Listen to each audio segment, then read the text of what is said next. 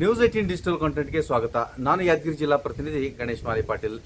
ವೀಕ್ಷಕರೇ, ಇವತ್ತು ಹೇಳಕ್ಕೆ ಹೋಗ್ತಾ ಇರೋ ಸ್ಟೋರಿ ಅಂತಂದರೆ ಯಾದಗಿರಿ ಜಿಲ್ಲೆಯ ರೈತರ ಒಂದು ಸಂಕಷ್ಟವನ್ನು ಯಾವ ರೀತಿಯಾಗಿದೆ ರೈತರ ಬದುಕು ಅಂತಕ್ಕಂಥದ್ದು.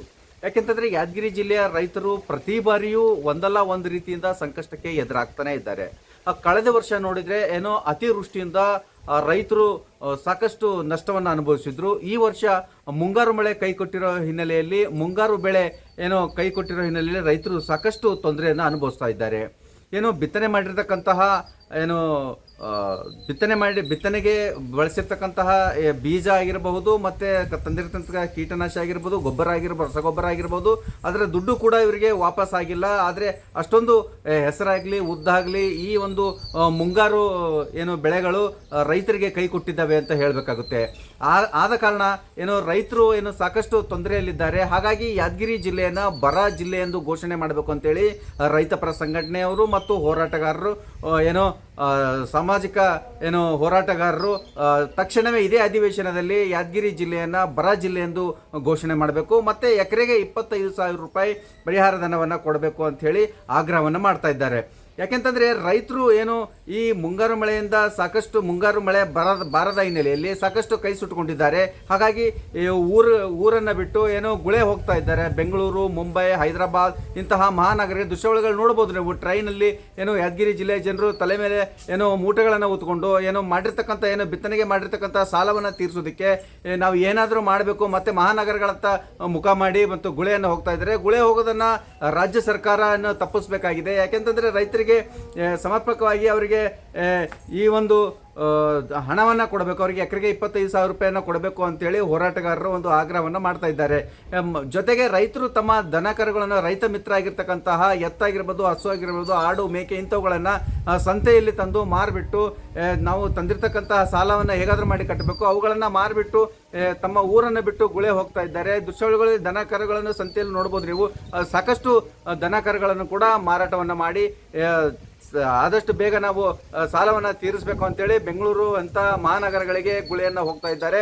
ಅತಿವೃಷ್ಟಿಯಿಂದ ಬೆಳೆ ಹಾಳಾಗೋಯ್ತು. ಸರ್, ಮಳೆ ಇರಲಾರ್ದ ಬೆಳೆ ಆಗಾಗ ರೈತ ಒಂದಲ್ಲ ಒಂದು ವರ್ಷ ಯಾವುದನ್ನ ಒಂದು ಇದರಲ್ಲಿ ಸಿಲುಕಿಸಿ ಸಾಲ ಸುಳಿಯಲ್ಲಿ ರೈತ ಕಂಗಾಲಾಗ್ತಿದ್ದಾನೆ. ಅದ್ರ ಸಲುವಾಗಿ ಮಾನ್ಯ ಮುಖ್ಯಮಂತ್ರಿಗಳು ಮತ್ತು ಸಚಿವರು, ಶಾಸಕರು ನಡೀತಕ್ಕಂಥ ಕ್ಯಾಬಿನೆಟ್ನಲ್ಲಿ ವಿಶೇಷ ಗಮನ ಹರಿಸಿಸಿ ಬರಗಾಲ ಘೋಷಣೆ ಮಾಡೋದ್ರ ಜೊತೆಗೆ ಒಂದು ಎಕರೆಗೆ 25,000 ರಿಂದ 30,000 ರೂಪಾಯಿ ಪರಿಹಾರ ಕೊಡ್ತಕ್ಕಂಥ ವ್ಯವಸ್ಥೆ ಆಗಬೇಕು.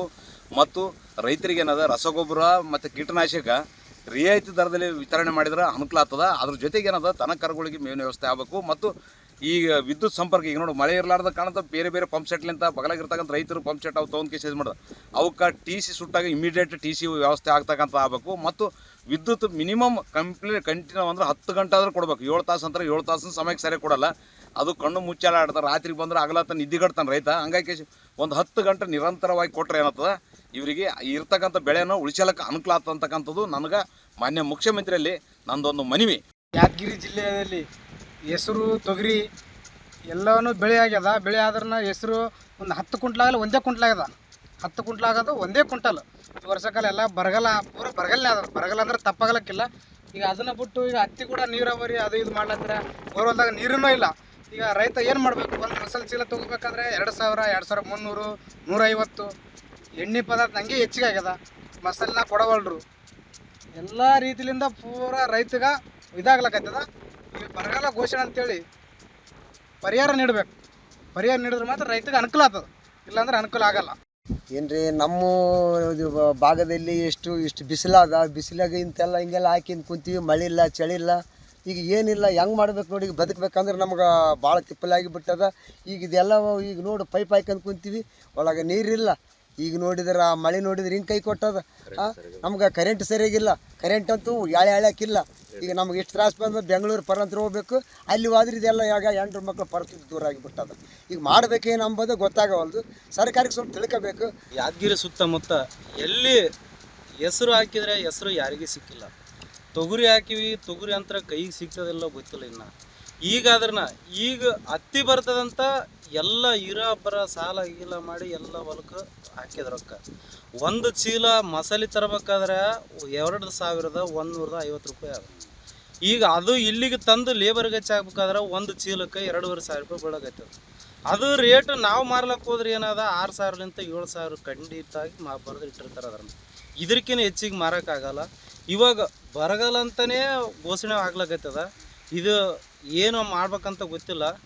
ಇದು ಏನದ ಮುಂದೆ ಸರ್ಕಾರ ಅದು ಏನು ತೀರ್ಮಾನ ಮಾಡ್ತದ, ರೈತರಿಗೂ ಒಟ್ಟ ಒಂದು ಒಳ್ಳೇದಾಗ್ಲಿ ಅಂತ ದಾರಿ ಬದುಕ್ಲಕ್ಕ ಒಂದು ಅವಕಾಶ ಮಾಡಿಕೊಟ್ರೆ ಸಾಕು. ಒಟ್ಟಾರೆಯಾಗಿ ಈ ಅಧಿವೇಶನದಲ್ಲಿ ಏನು ಯಾದಗಿರಿ ಜಿಲ್ಲೆಯನ್ನ ಬರ ಜಿಲ್ಲೆ ಅಂತೇಳಿ ಘೋಷಣೆ ಮಾಡ್ತಾರ ಅಂತ ಕಾದ್ ನೋಡ್ಬೇಕಾಗಿದೆ.